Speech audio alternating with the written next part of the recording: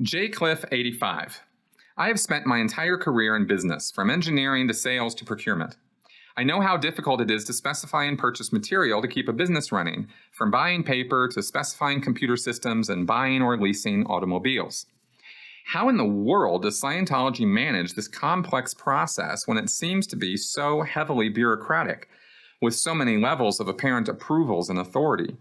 Who signs off on purchases, and what are the dollar amounts that get additional scrutiny? Does Miscavige sign off on everything above a certain amount?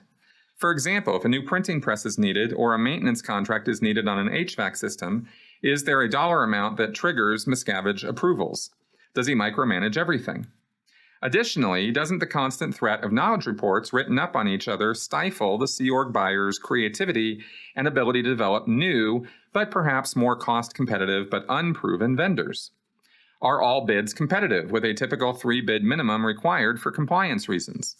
Does Scientology only buy from Scientology companies? Are they given preferential vendor status? How are commercial disputes settled? Are they as lawyer-happy with business deals as with SPs?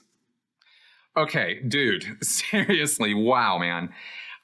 Okay, there's a lot there, and it would take me hours to actually fully answer all those questions.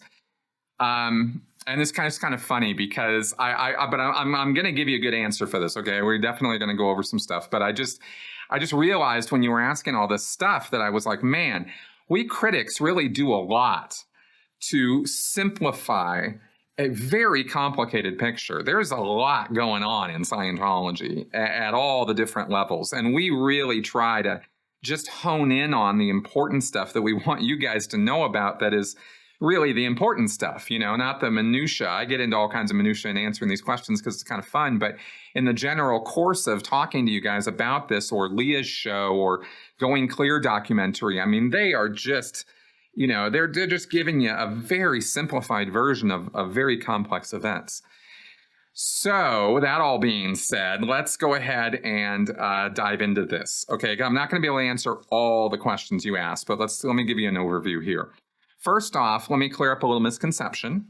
Every single Scientology organization is its own individual corporation. It's got its own little board of directors, although nobody cares about the board of directors part because they organize under Scientology's organization system, and the board of directors are just something that the WOGs asked for. So Scientology talk. So as a separate corporation, they are fully responsible for their own income and their own allocations, where the money goes, but they are required by church policy and by the license agreements that they have with RTC that certain percentages of their income are going to get sent up the line to management, and also to RTC directly, and that these percentages are regulated by upper management, and those percentages are not optional. If they make $1,000 and they are supposed to send 45% of it up to all the different, streams that it's supposed to go up to at management levels, then, $450 is going just right off the top. It's just gone. And then the organization that week is left with the $550 remaining to figure out what to do to allocate that money, including the staff pay and any expenses that they're going to be making. Okay, so how does that all work?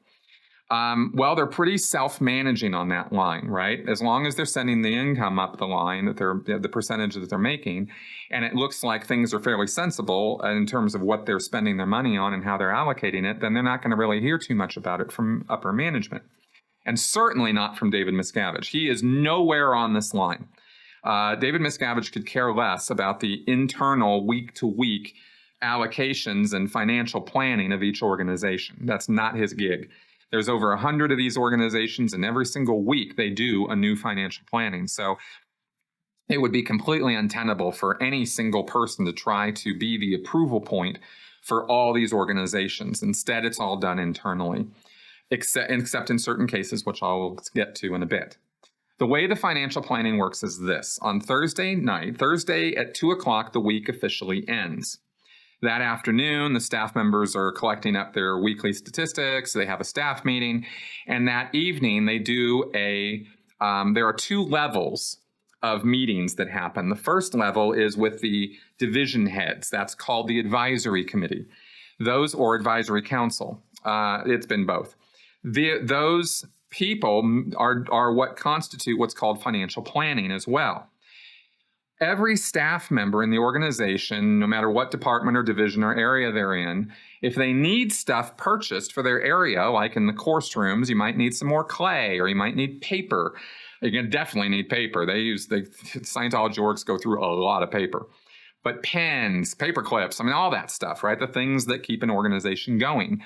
Printing costs for promotional flyers, or handouts for, ticket costs, stuff like that. All of that stuff has to be allocated to. And the way that they know to allocate the money to those different things is the staff members over those different areas will submit purchase orders. The purchase order has attached to it a completed staff work, a piece of paper that explains what the situation is that they need this purchased, what the data is, including 3 quotes. Like you said, they do have to get 3 quotes for anything that they are trying to purchase, and why it is that purchasing this item or items would be the solution to the problem that they're trying to solve. That's what gets attached to the purchase order. They collect up maybe 20 of these things from all over the organization every week.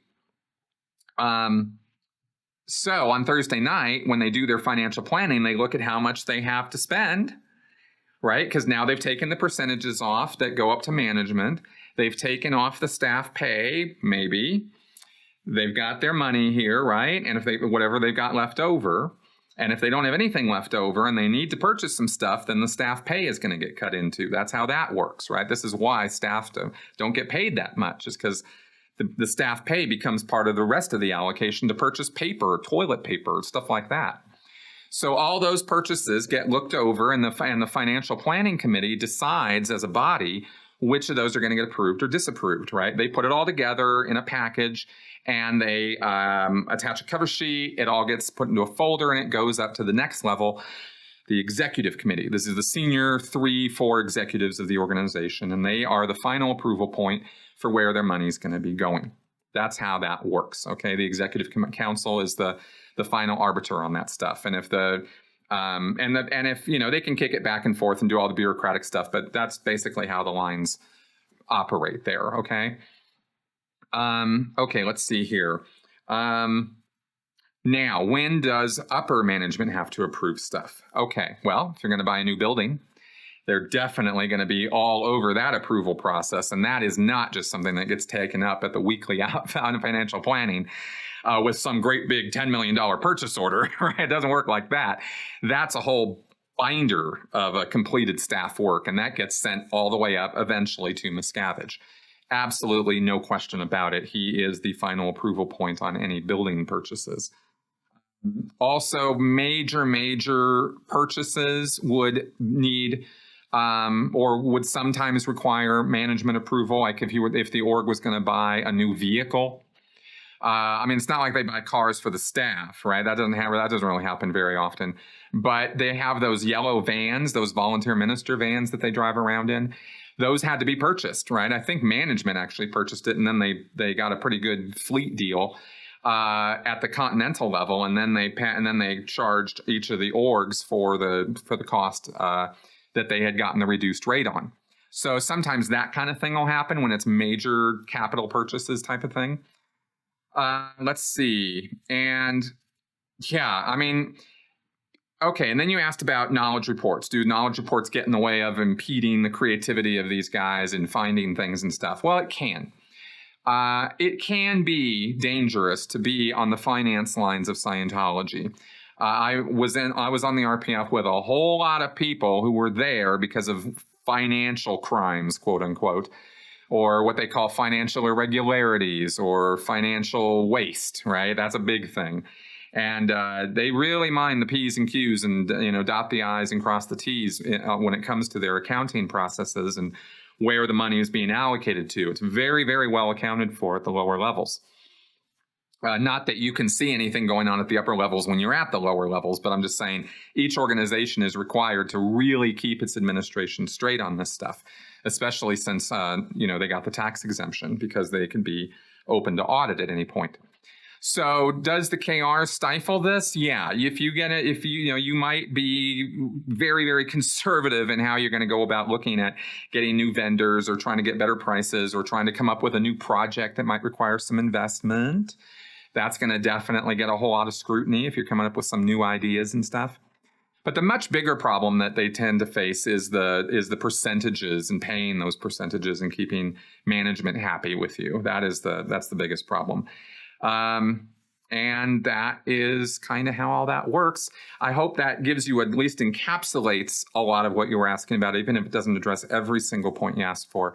I hope I showed a little bit behind the curtain of the minutia of like, oh my God, this stuff is really boring.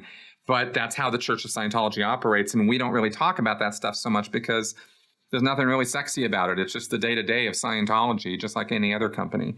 And that day-to-day exists, and those people are there doing that work. And that's otherwise the doors wouldn't stay open and the lights wouldn't stay on, right? So that's kind of how all that works.